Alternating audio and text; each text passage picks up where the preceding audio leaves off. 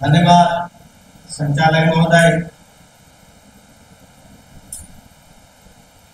आज बामसेब के इस जनपद नैनीताल के जिला क्लस्टर में इस अंबेडकर सभागार में आप सभी लोगों का हार्दिक अभिनंदन।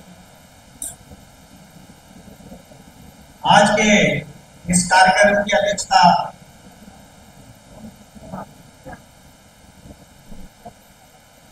कर रहे इस संगठन के अध्यक्ष माननीय डॉक्टर संजय गोले साहब और मंच को उपस्थित संपूर्ण बुद्धिजीवी वर्ग, महानुभाव, सभा में उपस्थित सभी जुझारू साथी और एक विचारधारा को आगे बढ़ाने वाले सभी नवयुवक एवं मातृशक्ति, सर्वप्रथम मैं नमन करना चाहूंगा कि जिस महापुरुष की बदौलत, जिस महापुरुष के संघर्ष, जिस महापुरुष की कुर्बानियों से मैं आज आपके सामने इस मंच पर खड़ा हूं, मैं बाबा साहब को सर्वप्रथम नमन करते हुए और आज मैं जो भी टूटे फूटे जो शब्द जो बोल रहा हूं उसकी शुरुआत करने वाले हमारे जो शिक्षा के श्रोता फूले साहब को नमन करते हुए और सावित्रीबाई फूले माता जी को भी नमन करते हुए और संपूर्ण जिन महापुरुषों ने संघर्ष किया और उस संघर्ष की बदौलत आज हम लोग यहाँ पर बैठे हैं। आप सोच के देखिए, हम उस देश में पैदा हुए हैं जिस देश में गाय, भैंस, घोड़ा, खच्चर तक एक तालाब में पानी पी सकता है, लेकिन एक इंसान को उस तालाब में पानी पीने की इजाजत नहीं थी। ये बामसेब की जो शुरुआत हुई, ये बामसेब की जो आइडियोलॉजी विकसित हुई, इसके पीछे का उद्देश्य बस एक ही शब्द में आता है कि बाबा साहब ने जो हमको दिया वो कैसे दिया। और उस संघर्ष को उन्होंने कहा था कि ए मेरे देश के बहुजनों, मैं जो आप लोगों के मन में, आप लोगों के चेहरे में जो एक खुशी का माहौल है, इस खुशी को मैं बड़े संघर्षों से यहाँ तक लाया हूँ। आप लोग आज जो कपड़े पहन रहे हो, आप लोग जो आज कुर्सी पे बैठ रहे हो, आप लोग के गले में जो टाई है, आप लोग के बच्चे जो अच्छे अच्छे स्कूलों में पढ़ रहे हैं, उसके लिए जो मैंने संघर्ष किया, उस संघर्ष को बड़ी कठिनाइयों से मैं यहाँ तक लाया हूँ। और इस जो संघर्ष है, उस संघर्ष को मैं जहाँ तक लाया हूँ, हो सके तो उसको आगे बढ़ाना, अगर नहीं कर सकोगे तो उसको पीछे भी मत देना। इसी बात को आगे बढ़ते हुए बामसेब की जो आइडियोलॉजी है, बामसेब आज पूरे देश में पूरे क्लस्टर का जो प्रोग्राम कर रहा है, मैं आपको बताना चाहता हूं, हमारे बीच में हमारे इस आइडियोलॉजी के गुरु जिया टंडा सर बैठे हैं मंचासी में। मैं उनको बहुत बहुत साधुवाद देता हूं। 94-95 में उनके सानिध्य में हमारे साथ हमारे मित्र रमेश चंद्र जी हैं, प्रिंसिपल साहब, रिटायर्ड प्रिंसिपल है वो। और मैं 94-95 से इस बामसेब की जो जनपद नैनीताल की जो बागडोर है वो हम लोग ने संभाली और तब से इसकी एबीसीडी लगातार सीखते रहे। और सीखने का जो फायदा हुआ वो फायदा ये है कि आज जो हमारा जो इस सत्र का जो एजेंडा है मूल निवासी बहुजनों का सामाजिक अभिकरण ही राष्ट्र निर्माण का सरल समीकरण है। उसी की बदौलत इस बांगसेब की ही आइडियोलॉजी को ध्यान में रखते हुए आज हमें कहीं भी किसी के वहां जाने में कोई हिचक नहीं होती।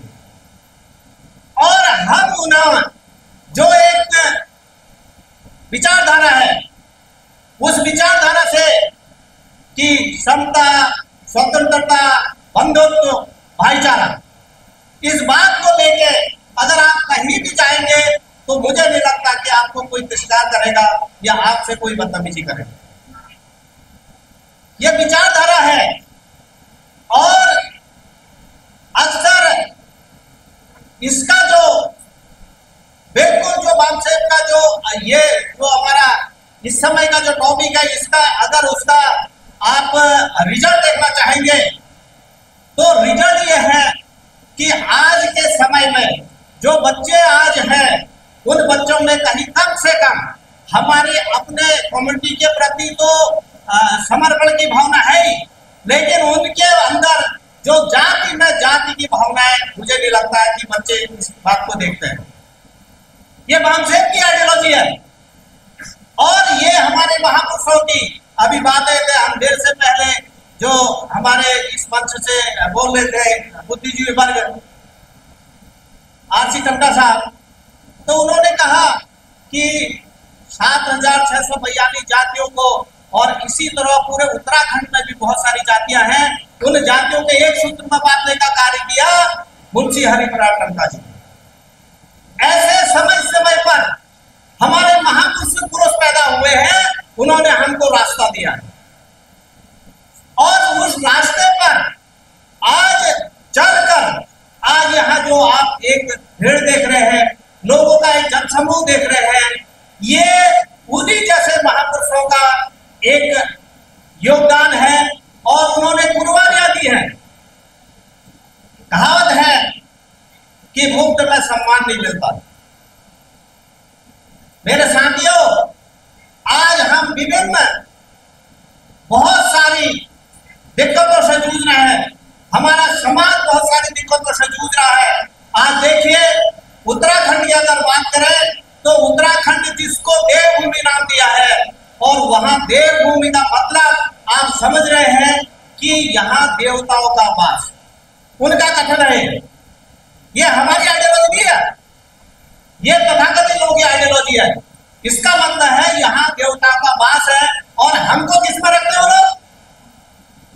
हमको राक्षसों की भाषा में रखते हैं।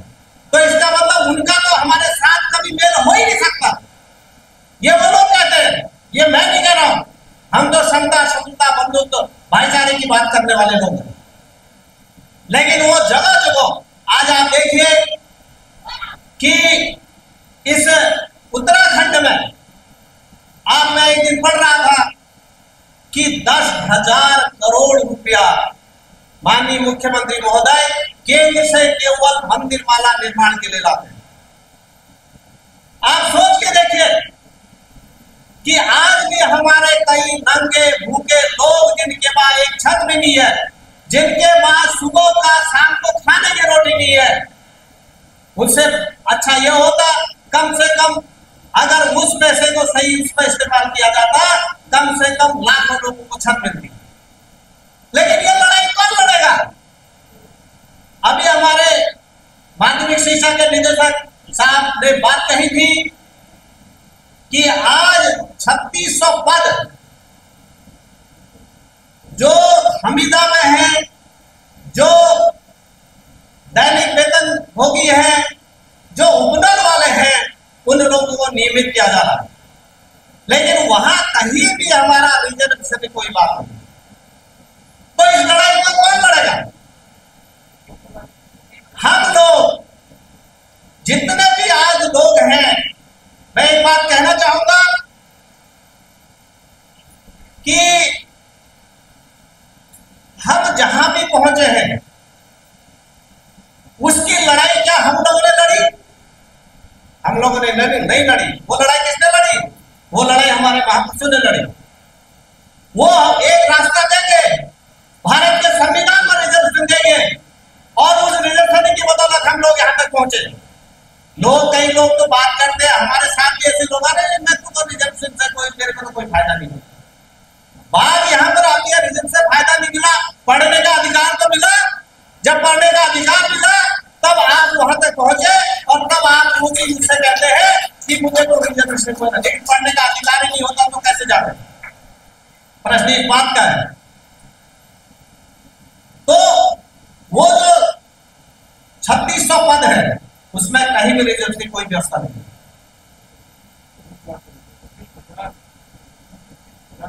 36,000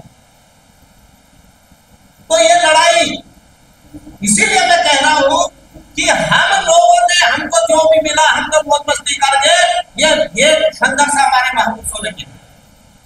तो आज जरूरत है कि हमें भी इस जो महापुरुषों की दी हुई जो विरासत में हम लोग को मिला है उसको जीवित रखने का हमको प्रमाण देना है। और यहाँ जितने भी आज लोग आए हैं ये इस बात के गवाह हैं कि आप लोग सारे बाबा साहब को मानने वाले लोग हैं और बाबा साहब की आइडियोलॉजी को जन जन तक पहुंचाने वाले लोग हैं, इसीलिए इतने लोग अपना जीवित का प्रमाण पत्र देने आए। मैं एक ही बात कहना चाहूंगा कि जब जब भी इस समाज पर कोई विपत्ति का समय आता है, कोई दुखद का समय आता है, तब तब सबको, चाहे वो किसी एंगल से कुछ भी करे, लेकिन घर से बाहर तो निकलना पड़ेगा। हम कह रहे हैं कोई कांग्रेस में है, कोई बीजेपी में है, कोई बीएसपी कर रहा, कोई आजाद समाज, जो भी है जैसा भी है, तो सबको एक छत के नीचे आना पड़ेगा क्योंकि ये कौम की लड़ाई और कौम के लिए आना ही पड़ेगा। और जब तक नहीं करेंगे तब तक मतलब हमारा शोषण होते रहेगा। मैं एक छोटी सी बात और कह के अपनी विचारों को यही विराम दूंगा। हम लोगों को, ये मेरा मत है, मैं किसी को इस पर थोपना नहीं चाहता हूं और मेरे साथी लोग, हमारे बहुत सारे लोग आए हैं, ये इस बात को जानते हैं। मैं सम्मान करना चाहता हूं उन सभी साथियों को हमारा। जब भी मैं एक छोटे से शहर भीमताल में रहता हूं और भीमताल में रह के हम छोटे छोटे कार्यक्रम करते रहते हैं और उस कार्यक्रम का जब भी किसी हमारे समाज के लोगों पर कहीं भी कोई विपत्ति आती है तो एक तरफ से थोड़ा सा लिखने का एक जिम्मेदारी मेरे को मिलती है, तो मैं उस बात को लिखता हूं तो सारे लोग उसको फॉलो करते हैं और फॉलो करने का ही श्रेय है। मैं जो कहना चाह रहा हूं, हमको केवल माइक पर ही बोलना नहीं, समाज में जाके प्रैक्टिकल भी करना पड़ेगा, लोगों को उनके सुख दुख में साथ भी देना पड़ेगा। ऐसे हमारे भीमताल में हमारे बहुत सारी, एक हमारी बहन थी और उसको वो डिवोर्स थी, एजुकेशन ले थी, बीएड कर रही थी, उसको बीएड के फर्स्ट ईयर और सेकंड ईयर के फीस के लिए उसके पास पैसे नहीं थे और किसी कारण से उनको पता चला कि भीमताल में कुछ लोग रहते हैं, वो लोगों को थोड़ा सा करते हैं, थोड़ा सा मदद करते हैं। तो आई हमारे पास, मेरे साथ हमारे साथी रमेश नारायण जी पठानाचार्य है, वो भी थे। सुशांत साहब, उसने अपनी बात रखी और उस बात को रखा तो हमने थोड़ा सा उसकी जांच पड़ताल भी करी और उस जांच पड़ताल करके वो लगा कि वास्तव में उस लेडी के बाद उसने स्पष्ट ये लिख दिया प्रिंसिपल ने कि अगर आप फीस जमा नहीं करेंगे तो आपको बीएड के फाइनल एग्जाम में नहीं बैठने देंगे। तो हमने कोशिश करी, हम कोशिश ही कर सकते हैं और कोशिश करके उसकी दोनों फर्स्ट ईयर और सेकेंड ईयर की पूरी फीस जमा करें।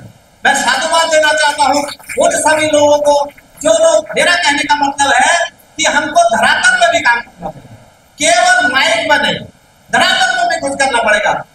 और ये बात हमने कहां से सीखी? ये बात बाबा साहब खुद अपनी बात में कह गए हैं कि ये मेरे बहुजनों, मेरे समाज के लोगों, आप जो भी कमा रहे हैं उसका 5% पे बैक टू सोसाइटी में लगाएं।